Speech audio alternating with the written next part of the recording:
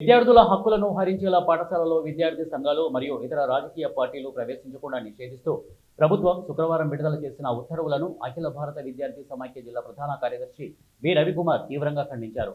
పార్వతీపురం కేంద్రం కాంప్లెక్స్ కూడలి వద్ద ఉత్తర్వులను దగ్ధం చేశారు.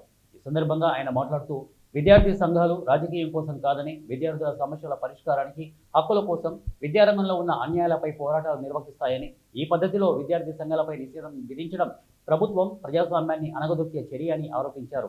ప్రధానంగా రాష్ట్ర వ్యాప్తంగా ప్రైవేటు, కార్పొరేట్ పాఠశాలలన్నీ కూటమి ప్రభుత్వ నాయకులవేనని శ్రీ చైతన్య, అలాగే నారాయణ, భాష్యం ఈ పాఠశాలల ఫీజుల దోపిడీని, పుస్తకాలను అధిక ధరలు అమ్ముకోవడానికి, విద్యను వ్యాపారం చేసుకోవడానికి వారు మేలు కోసమే ఉత్తర్వులను అని అన్నారు.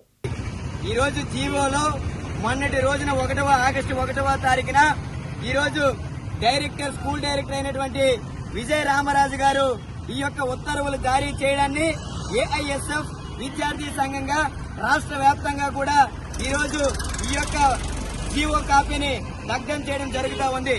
ఈ జీవోలో ఏముందంటే, అలాగే స్కూల్ పాఠశాలలకి, కార్పొరేట్ పాఠశాలలకి అనుమతులు ఇవ్వము అని చెప్పేసి ఈ రోజు విద్యాశాఖ డైరెక్టర్ ఇలాంటి జీవోలు పాస్ చేయడం భయమని ఈ రోజు ఏఐఎస్ఎఫ్ అడుగుతా ఉన్నాం. ఈ రోజు విద్యార్థుల సమస్యలు పరిష్కారం చేయాలని అడుగుతా ఉన్నామనా ఇలాంటి జీవోలు ఇస్తున్నారు.